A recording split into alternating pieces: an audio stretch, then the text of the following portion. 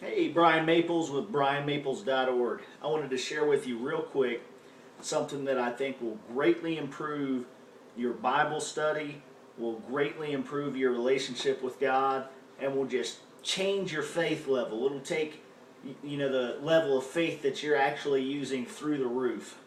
If you'll turn to Mark chapter 4, verse 24, I will make this quick, that's the plan. Jesus says, "Take heed what you hear, with what measure you meet or use, with what measure you use, it will be measured to you, and unto you that hear will more be given." We'll stop there. Jesus says, "Take heed what you hear." What those words, "take heed," actually mean in the Greek, it's the Greek word blepo, and it means to see with the eye. Jesus is saying, see what you hear. See with your eye what you hear. The thing is, the way you see what you hear is you activate your imagination. You begin to picture what the Word is saying. Picture yourself there.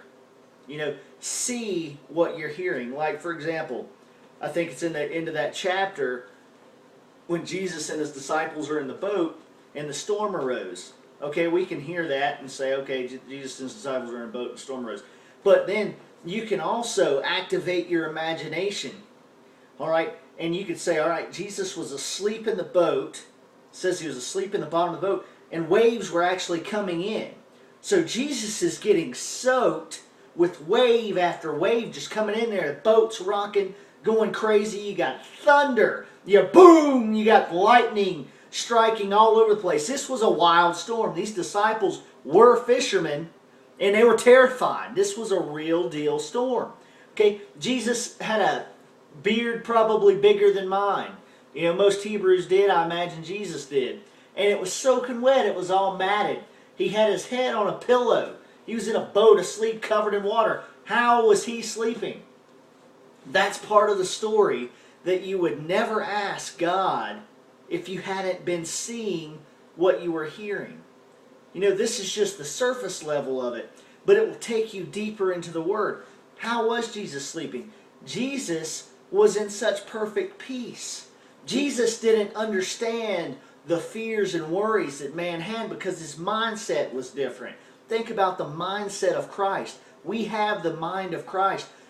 Jeremiah chapter 17 verse 8 says, talking about the tree whose leaf is always green and doesn't wither, says he doesn't even see heat when it comes. How many believers do you know that don't even see troubles? They don't even see the storms happening. No, the storms become the biggest part of it. That's why Jesus asked, he says, "Why are you so fearful?" He wasn't just being sarcastic. He was being serious. He's like, "Why are you so fearful? This thunder and lightning and, the boat about to capsize, this scares you?" Think about that. See that.